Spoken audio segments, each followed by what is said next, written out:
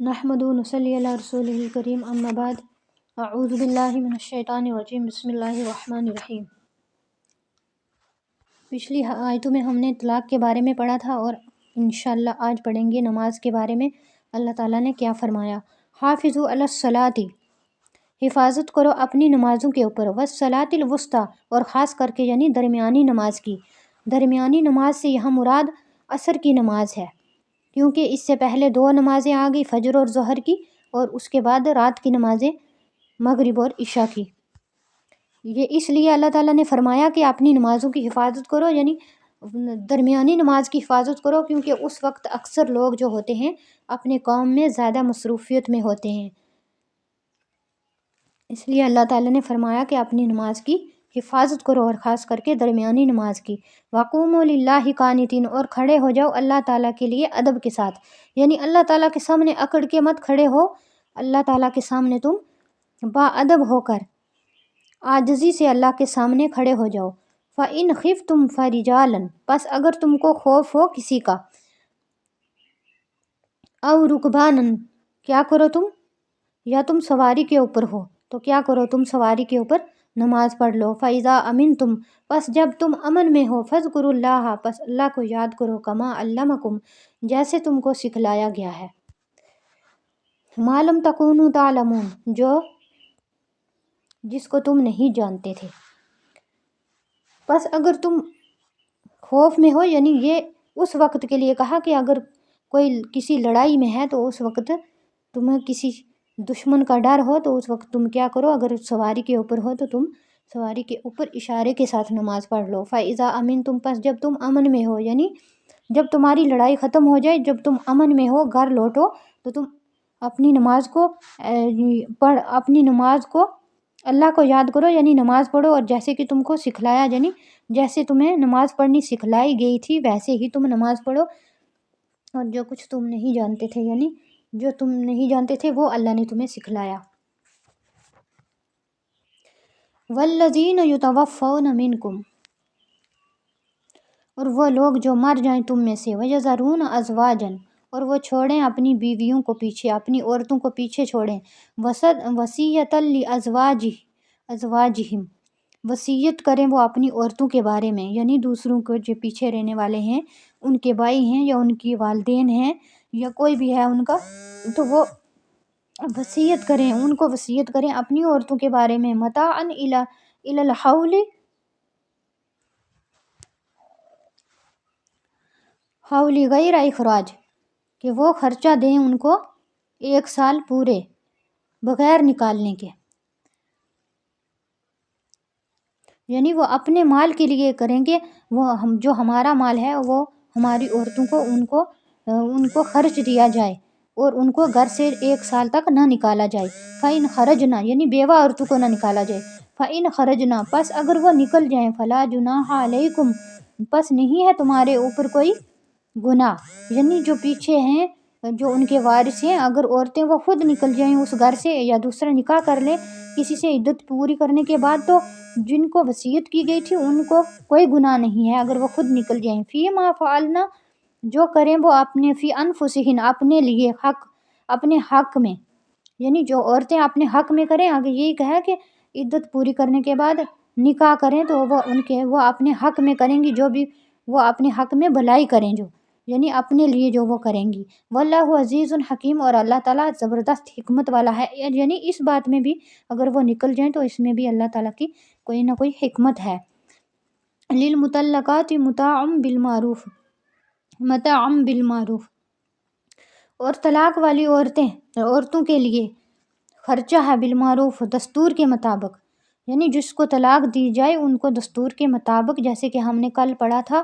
کہ ان کو طلاق والی جو عورتیں ہیں، اگر ایسی عورت ہے جس کے ساتھ مرد نے نکاح کیا لیکن اس کو اپنے گھر میں نہیں لایا، اس کو چھوا تک نہیں، تو اس عورت کے لیے جو اس نے مقرر کیا تھا مہر، تو اس میں سے اس کا آدھا حصہ اس عورت کو دیا جائے گا،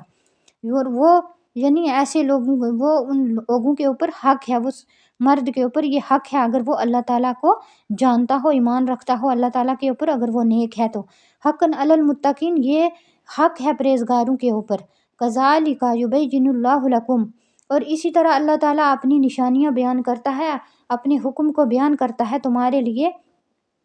لعلکم تعقلون، تاکہ تم سمجھ سکو۔ الم تر الی الذین خرجوا من دیارہم، کیا نہیں دیکھا آپ نے، نبی علیہ الصلوۃ والسلام کو مخاطب کیا جا رہا ہے کہ آپ نے نہیں دیکھا جو نکلے لوگ من دیارہم اپنے گھروں سے، وہم الوف حذر الموت، اور وہ ہزاروں کی تعداد میں تھے موت کے ڈر سے، فقال لهم اللہ موتوا، پس کہا ان کے لیے اللہ نے کہ مر جاؤ تم، ثم احیاہم، پھر ان کو زندہ کیا، ان اللہ لذو فضل علی الناس،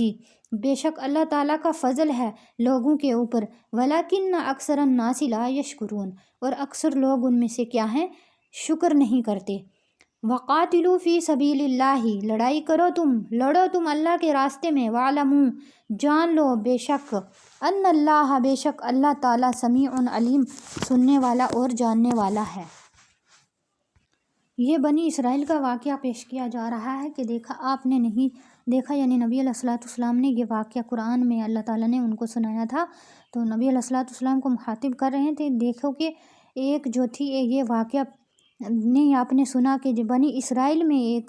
کوئی جماعت تھی، ایک قوم تھی، تو وہ ایک بستی میں بسا کرتے تھے، وہاں سے وہاں کوئی وبا وغیرہ پھیل گئی، تو اس کی وجہ سے وہ کیا ہوگے، وہ لوگ وہاں سے ڈر کے کیا ہوگے کہ ہمارے اندر بھی یہ وبا پھیل جائے گی تو ہم مر جائیں گے، تو یہ لوگ تقریباً 10,000 کے قریب تھے، تو اس وقت ان لوگوں نے کیا کیا کہ اس بستی کو چھوڑ کر وہ کہیں دور جا کے موت کے ڈر کی وجہ سے انہوں نے اس شہر کو چھوڑ دیا، تو وہ آگے جا کے 2 پہاڑوں کے درمیان ایک بڑا میدان تھا جس میں وہ جا کے رہنے لگے، تو اللہ تعالیٰ نے ان پر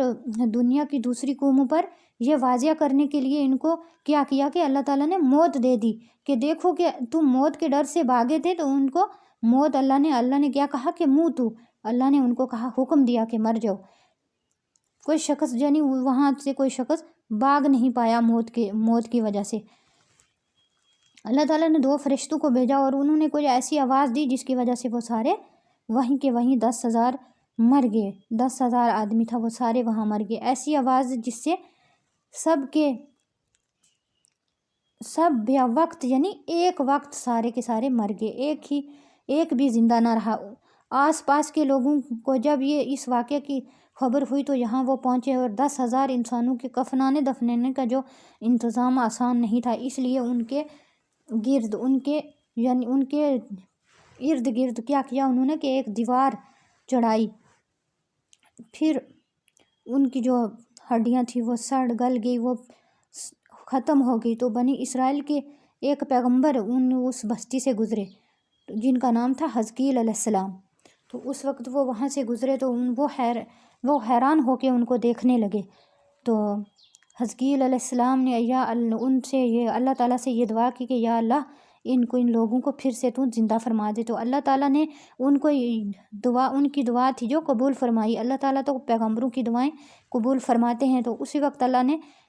قبول فرمائی اور انہیں حکم دیا کہ آپ ان شکستہ ہڈیوں کو، یعنی جو بکھری ہوئی ہڈیاں ہیں، ان کو کیا کہیں کہ ان کو اس طرح خطاب کریں، ان کو اس طرح سے بلائیں، یعنی کیسے بلائیں، اے پرانی ہڈیوں، اللہ تعالیٰ تمہیں حکم دیتا ہے کہ، یعنی اللہ نے ان کو کہا کہ ایسے آپ ان کو بلائیں کہ ہر جوڑ کی ہڈی اپنی جگہ جمع ہو جائے۔ پیغمبر کی زبان سے خدا تعالیٰ کا حکم ان ہڈیوں نے یہ حکم سنا، کیونکہ اللہ تعالیٰ کا حکم تھا، حکم کی تعمیل کی، جس وجہ سے وہ ہڈیاں جڑ گئی۔ پھر ایک آواز اور دی، ہر انسان کی ہڈیاں اپنی اپنی جگہ جڑ گئی، پھر حکم ہوا کہ اب ان کو یہ آواز دیں، اے ہڈیوں، اللہ تعالیٰ تمہیں حکم دیتا ہے کہ اپنا گوشت پہن لو، یعنی اپنی ہڈیوں کے اوپر گوشت چڑھے،